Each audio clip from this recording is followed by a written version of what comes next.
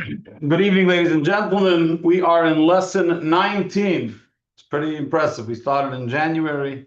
We are in lesson 19 of our Tanya journey, and we are this week going to continue with the last third of chapter 8 of Perek Ches in Tanya. We left off 2 weeks ago. We didn't study last week because of the fast, but we left off 2 weeks ago about the various forms of purgatory of snow, kafakela, chibud hakever, various consequences or experiences that the soul needs to undergo for cleansing for various sins.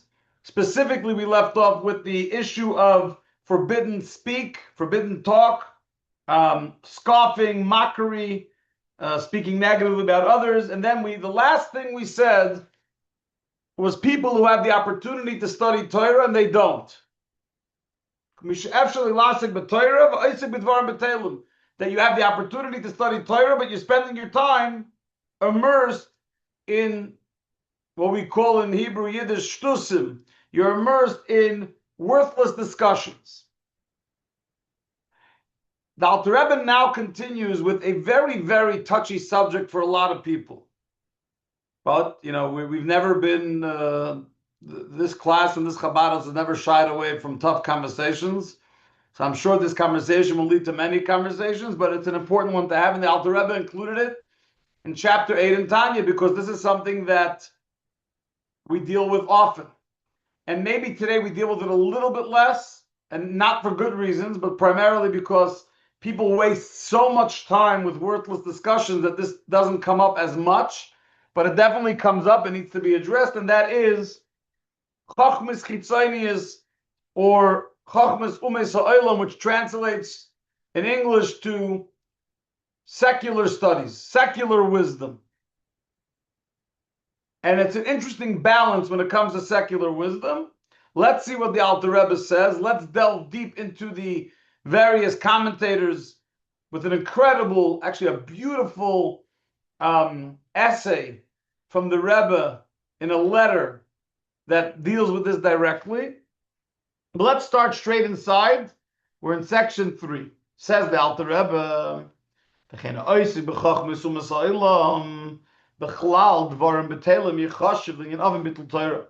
similarly, studying even permitted secular wisdom. So we're not talking about someone that's studying heretical books that question God or question Judaism or question the authenticity of the Torah, the Bible.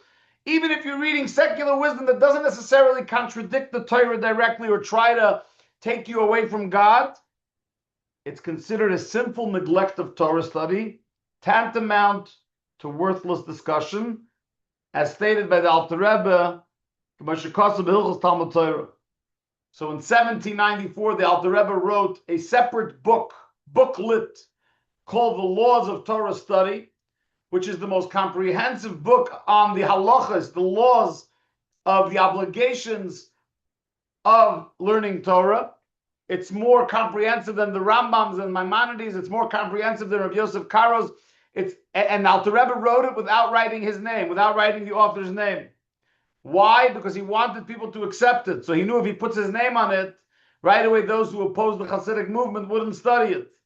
Later, when they found out that he was the author, it was too late. They had all celebrated the incredible work of Hilchos Talmud Torah, and now they were stuck accepting it as a valid masterpiece of Jewish law.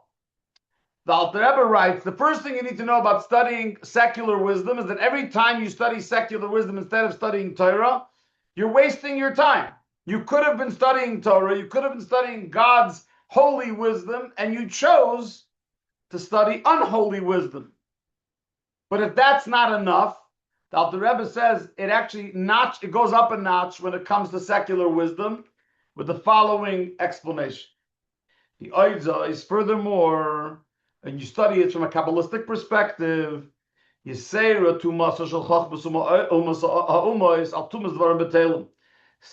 wisdom is more contaminating for the soul than worthless discussion, since worthless discussion only influence and contaminates the emotional attributes.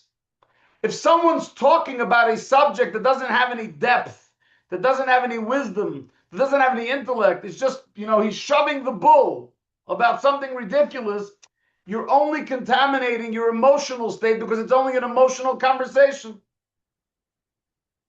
But if you're going to take your brain, the most delicate part of your existence, the most delicate part of the body's creation, and you're going to contaminate it with the impurities of secular wisdom, the effect is going to be that much more than just worthless discussions. Because it's not only contaminating the emotional being, it's contaminating your intellectual being. It's fascinating that if you look at the counting of the Omer during Sfiras Omer, during the time between the second day of Pesach and Shavuos, we spend our time refining the 49 emotional character traits of the soul, the midos, the emotions. Why don't we spend our time refining the intellectual attributes? Chachma, Bina, Das, wisdom, understanding, and knowledge, as we discussed in the earlier chapters of Tanya, because that's a much bigger animal to tackle. It's a much bigger job than 49 days when you have to deal with the intellectual. That's why, for example, when God told Abraham in the book of Genesis and Bereshit that he's going to conquer the 10 lands, right? The seven nations that lived in the land of Israel eventually were conquered by Joshua. We say it in our prayers all the time. Hachiti, Amayri, Aprizi, Agagashi, all those 7 listed, the Girgashites, the Hittites, the Amorites, etc. But the Canaanites, the Kenizites, and the Kadmonites were never conquered. Only when Mashiach comes are we going to tackle those 3 nations. Why? Because those 3 nations represent the intellectual impurity. So conquering the emotional impurity is something that's doable. Transforming the intellectual impurities that we taint our minds with when we delve into things that our minds don't belong in because they're not godly wisdom, they're secular wisdom. That's a much, much bigger job to transform. You've taken the most delicate right. You can walk outside. I've seen my kids do it sometimes. I do it. I have to run to my car. I'm not wearing shoes. I'm not wearing socks. I step on a pebble. I step on this. Okay, you got a piece of glass in your foot. You take it out. You hurt yourself. You get a Band-Aid. If you did to your brain what you do to the bottom of your feet, your brain would be damaged because it's your brain. And a brain is much more delicate than the bottom of your feet. So when you take your brain, which is meant to be used for godly wisdom, and you utilize it for something that is tainted, that is contaminated, that is unholy, the job of rectifying that is big. So refining attributes, emotional attributes, anger, jealousy, haughtiness, laziness, those are all emotional. It's not easy, but that when Al Rebbe talks in Tanya about transformation, he's talking about transforming and that's what Sfiras Omer, that all those character refinements. But when you start tainting your intellect, and people don't realize this, what we put in our brains today through visual, the things that our eyes see and our brain thinks, and then if we're taking books, we're taking reading material, even if it's not heretical, even if it's not anti-religion or anti-God or anti-Judaism or questioning the authenticity of Judaism, even if it's just a book of wisdom. I'm reading Einstein. I'm reading Jordan Peterson. I'm reading Ben Shapiro. I'm reading, fill in the blank. Thomas Sowell. Big thinkers, Milton Friedman. And you could be learning Torah, so it's a double whammy. Number one, you're wasting your time because you could be learning Torah, so that's like any other wasting time. But number two, you're taking the most sacred part of your existence and you're utilizing it for something that's unholy. And for what? So he says inside, when you talk nothingness, when you have worthless discussions, when guys sit at a bar, or what do they call it in America? Locker room talk. So that is miyasoid ruach hakodesh b'nafshei l'kis. That comes from the sacred element of wind. You remember from chapter 1, he said there's 4 elements: wind, earth, fire, and water. So when you talk nothingness, when there's no content, when there's no meaning, when there's no depth, that comes from wind, from air, which is betumas klipas noigesh bedvarim betem aboyim mised ruach shebeklipas uvenafshei bamis, which is contaminated by klipas noiga, impurity of worthless discussions from a negative side of the animal soul element of ear, as we mentioned above in chapter 1. But it doesn't taint and contaminate and bring impurity to the faculties of chachma bina das in your soul. Why not? Because worthless discussions are words of nonsense and ignorance. And even fools and uneducated can speak about nothing. So when you're on your Twitter feed, when you're on your TikTok, when you're reading most newspapers, so you could say it's just worthless discussion. It's not affecting my intellect because there's nothing intellectual about it. It's an emotional tainting. It's an emotional contamination. It's not good for me. I could be studying Torah and I'm not. But it's not the end of the world. It's from Klipas Noiga, but it's something that can be dealt with. But when it comes to secular wisdom,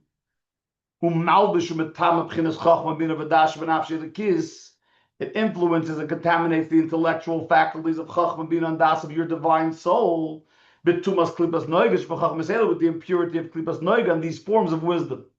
So even if it's not anti-religious content, it's just general knowledge, math, medicine, history, it's contaminating your soul.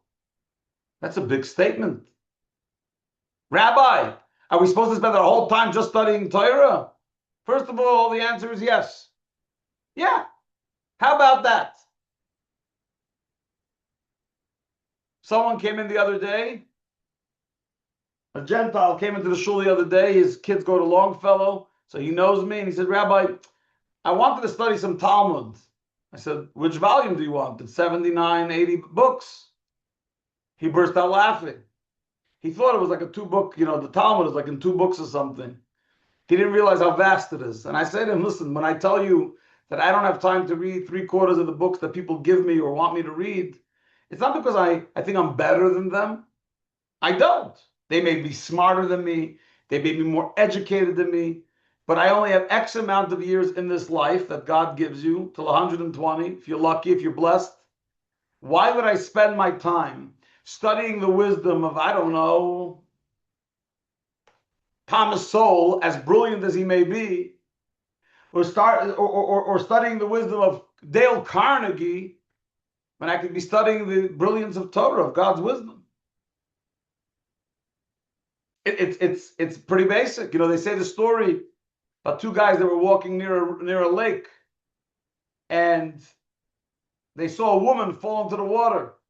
So one guy saw the woman drowning. So without thinking twice, he jumped in the water, saved her life, got her out of the water, got back, dried himself off, and kept walking with his friend. 15 minutes later, the friend says to him, maybe someone else could have saved her. Maybe it wasn't modest enough for you to jump in. Do you really think it was appropriate? And he says to his friend, it's interesting. I jumped into the water 15 minutes ago. I got her out, saved her life, and I moved on. She's been out of my head. We're now 15 minutes later, and all you've been thinking about is the woman from the water. Right? His point to his friend was, sometimes you can do something that seems like you're doing the wrong thing, but because it's so instantaneous and done with, it's done. But when it's stuck in your head and you're using your brain functionality, your intellectuality, the faculties of Chachma Bina Das, and you're utilizing them for what? To think and contemplate and meditate about things that Lo Hashem Hema, they're not for God, they're not from God, they're not for God. Someone gave me this book 3 weeks ago, when I went to sign up many for an investment, and they gave me a book called Saving for Retirement. Everything you need to know about saving for retirement. I haven't opened it yet. It's still on my desk. I took the book because it was very nice. They gave it to me. I don't know. I have other things I need to read. Beautiful things in the Torah, and the Parsha, and Chassidus, and Gemara, and Medrash. It doesn't end. And he says here that the reason that the wisdom exists in secular wisdom altogether is shenaflu b'shama b'shviras hakelim, because secular wisdom had fallen there to the realm of klipas noiga through shviras hakelim, which is known in Kabbalah as the shattering of the vessels. It's beyond the scope of tonight's class to go into this whole concept in Kabbalah, a very prominent concept. called Shviras HaKelim. There was so much light, and the matter, the vessels that God created couldn't handle the light, so they shattered, and sparks of it went into all different places in the beginning of the creation of the world. So godly sparks ended up in various places. Shards of those vessels ended up in various places, including in secular wisdom. And by the way, the Judaism teaches that if someone tells you that there's wisdom amongst the Gentiles, believe them. There's no reason to think that there can't be amazing wisdom amongst the Gentiles. There is wisdom, but there's no Torah. Torah comes from the Torah. And if you have a choice to make with how you're going to spend your time, do you go do you go to the wisdom that came from the shattered vessel, and basically you're getting a backhanded form of wisdom as explained in Kabbalah? Or do you want to get straight the wisdom that comes directly from Torah, from Hashem? What do you want your brain to contemplate? When you lay down in bed at night, you know how it works. You lay down in bed at night, and generally your brain tends to think about the things that you thought about during the day. So who do you want to go to bed with at night? Who do you want in your head at night? You want Rav Ashi and Ravina and Rav Hoshia? You want Rav Eliezer HaGadol, Rav Yeshua, the Ben Ish Chai, the Maram Shik? Or do you want Einstein? Or what was it? Galileo? Socrates? I don't know if you remember all the names, Aristotle. Is that who you want to sleep? That's who you want in your head all day, Aristotle? These are people, by the way, the Rebbe had a different Farbrengen in the 60s or 60s. The Rebbe said that they once asked Aristotle, and they asked the same question of Socrates once, when they were caught with, let's say, not behaving morally. They were acting immorally in their personal lives. And they asked him, how could it be? You're Aristotle, you're Socrates. He said, no, you're making a big mistake. When we teach our philosophy, that's when we're Aristotle. But what I do in my personal life, what does that have to do? Two separate things. You want to take that individual's wisdom and put it in your head so you can walk around and sound like you're sophisticated? So what's the big $1 million question? Does that mean we can never have a job? What if I have to learn a skill and learn wisdom to be a doctor, to be a lawyer, to be an engineer, to be even Chavi's grandfather was a professor for Aristotelian philosophy. And he was a big chassid. Dr. Yitzchak Blei Block. If you Google his name, Irving Block, you'll find, I knew him. I had the honor of knowing him for at least 10 years. A brilliant scholar. Actually, I have some, I think in the library, we have one of his books. So how could you end up doing that? It says, so that's what the last section here in chapter 8, the Alter Rebbe addresses that, and we're going to talk about that in length. The Alter Rebbe says as follows. Elohim Kain, Oisa, Oisam Kardim Lachtich. Secular knowledge will contaminate a person only if they use it without a purpose. In other words, unless he uses it as a spade with which to dig. You're taking that knowledge to learn how to use the shovel, to use the spade. The hainu, what does that mean? Two things. Number one, to earn a comfortable livelihood so you can worship Hashem. So not just a livelihood, even if you had a livelihood, but you can, by learning this stuff, you can earn a more comfortable livelihood, which will allow you to learn more Torah and live a more godly life. Then by all means, go ahead. But you have to be honest with yourself. Is that really what it's going to do? And number two, or if you know how to utilize secular wisdom in the service of God or His Torah. Let's say, like Rabbi Emanuel Shachat was a great rabbi. If you want his book, it's in the library in the shul as well. He was a rabbi in Toronto, and he would debate with the missionaries, with the Christian missionaries. But in order for him to debate, he had to know the New Testament better than most Christians. Does that mean that every Jew should read the New Testament? You know how many times people ask me, Rabbi, have you ever read the New Testament? Never. I never opened it. Nor did I open the Book of Mormon, nor did I open the Book of Hare Krishna, if there is such a book, or the Book of Zoroastrianism, or the what's it called, the bombing book, the Quran. I didn't read any of these books. Why? You don't think there's wisdom there? No, I'm sure there's brilliant stuff there. What does that have to do with me? Just because something's out there doesn't mean it's meant for me. I'm a Yid. I'm a Jew. I was given a Torah, an endless Torah.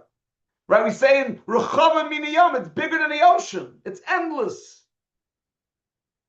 So if you're going to use it, if you're going to study secular studies because you want to make a better living, because you'll be able to give more tzedakah, and you'll be able to serve God more intently, which, by the way, I know people who are billionaires or 100, I don't know, there's 100 millions of whatever, they're multimillionaires, and they sit and learn 4 or 5 hours. They know phones, no distractions. They let the business run and they study Torah.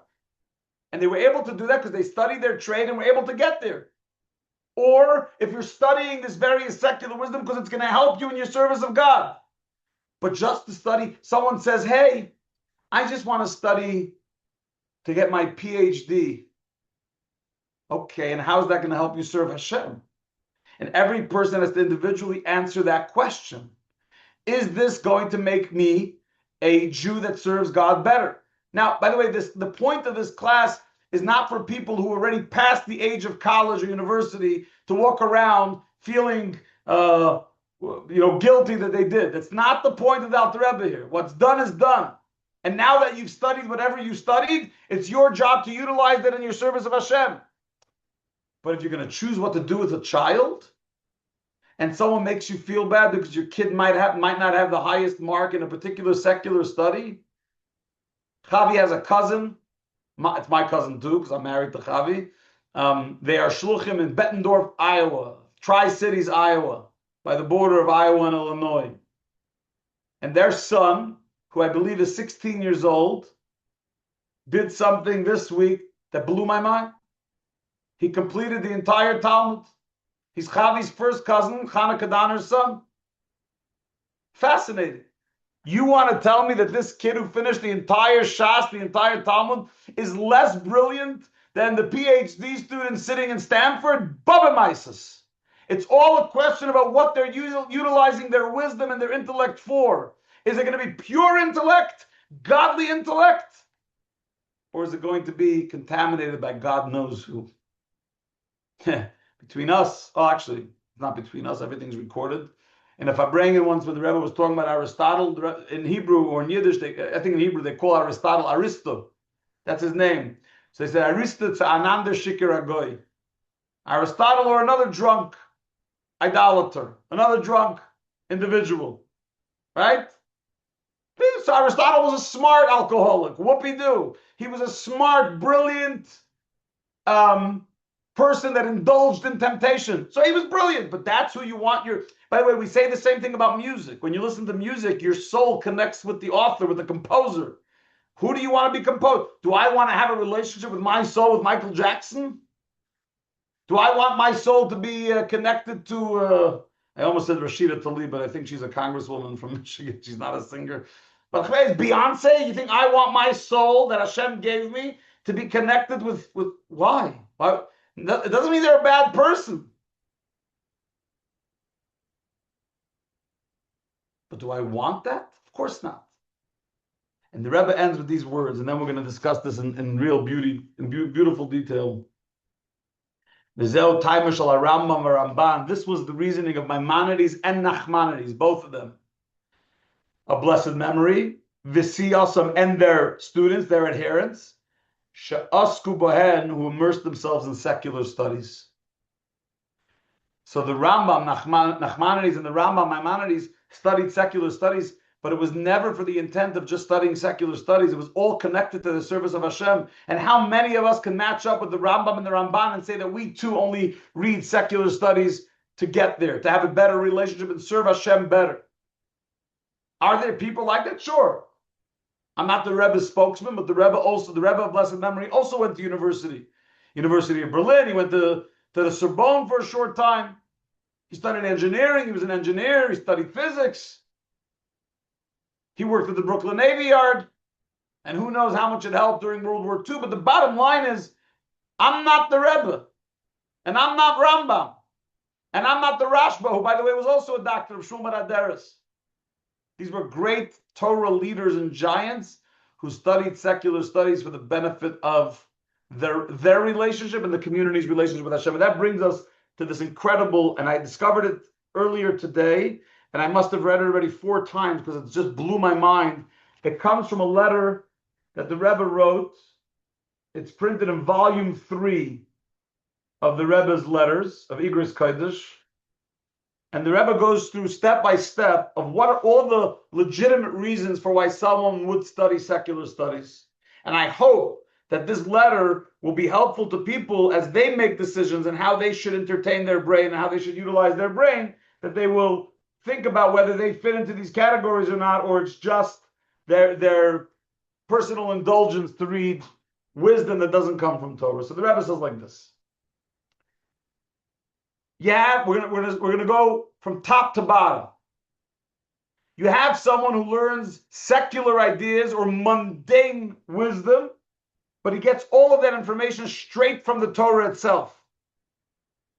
The Torah is the map of all of creation, so anything they know about the world, they get it from the Torah. It's a special, unique ability. It says in the tractate of Chayres in the Talmud that Rabbi Yeshua ben Hanania figured out how long a snake is pregnant from a certain biblical verse. He never met a snake, but he knew exactly how long the snake was going to be pregnant based on what it says in the Torah.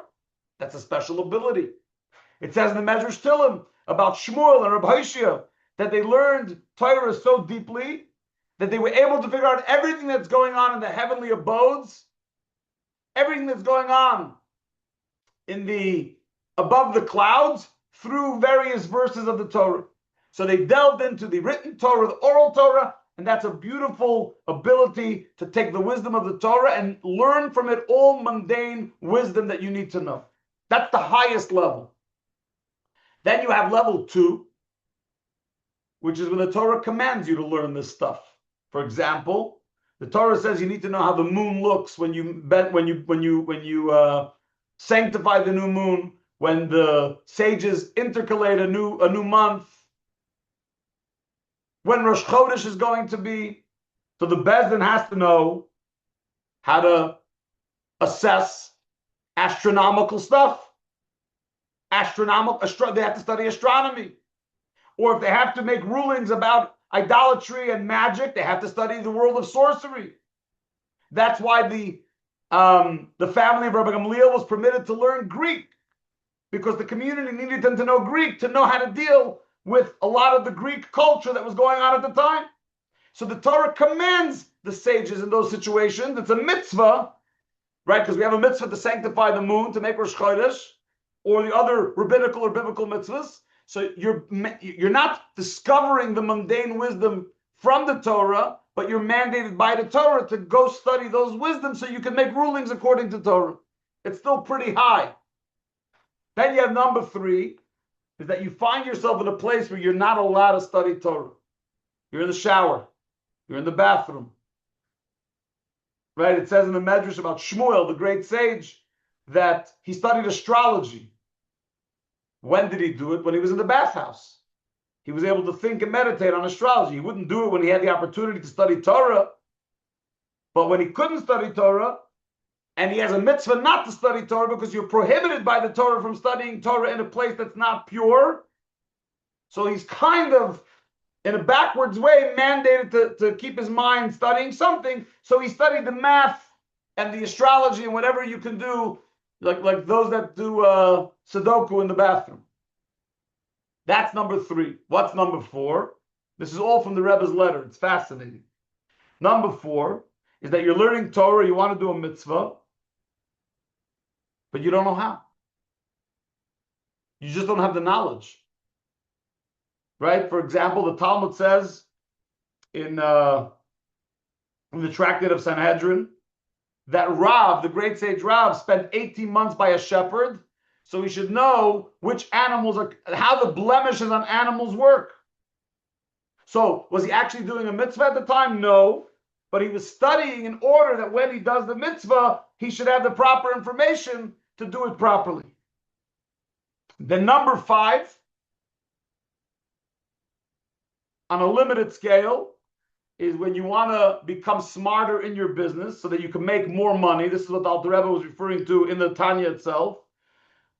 So you're learning more genius ways or brilliant ways to think through the business so that you can make a better living, which will allow you to study Torah and be immersed in a healthy, holy Jewish life in a healthier way. And by the way, and historically, and you study the Gemara and the Medrash, many sages and people did that because making a good living and living comfortably allowed for their families, for themselves, to be devoted to Torah.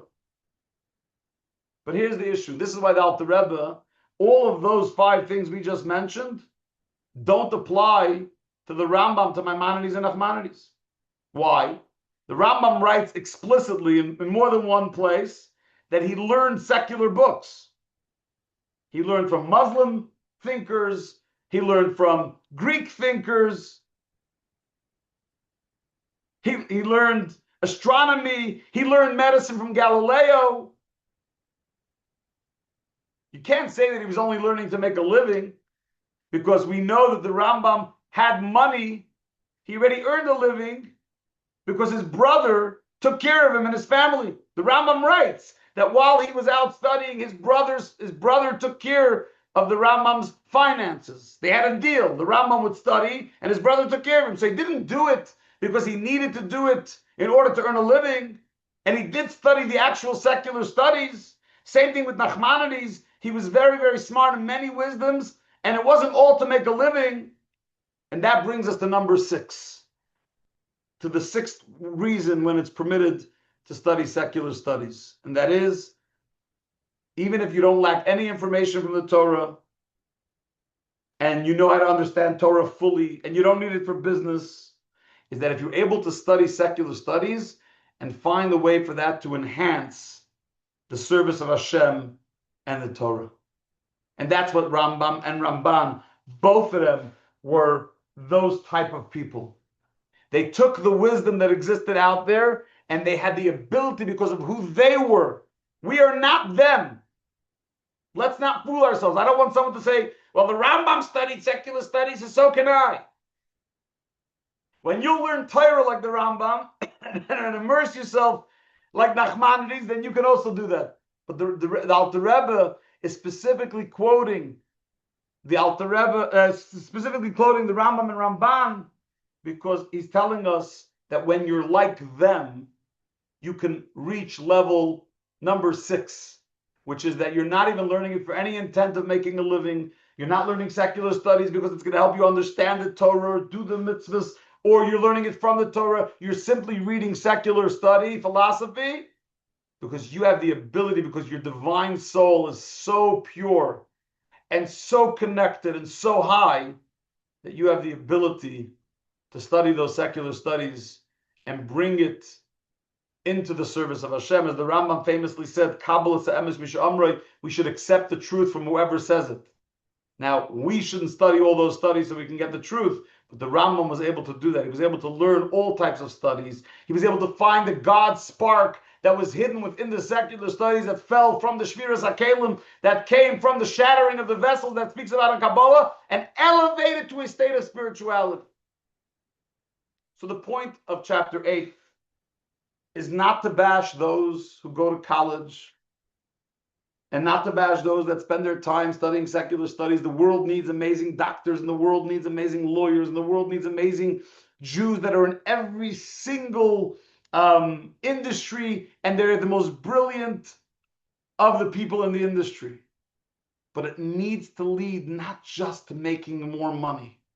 That's not an excuse, unless earning more money is allowing for you and your family to be able to serve Hashem better, to be able to be more immersed. But if you're making more money just so you can make more money, so you can make more money and more money, that's not a purpose.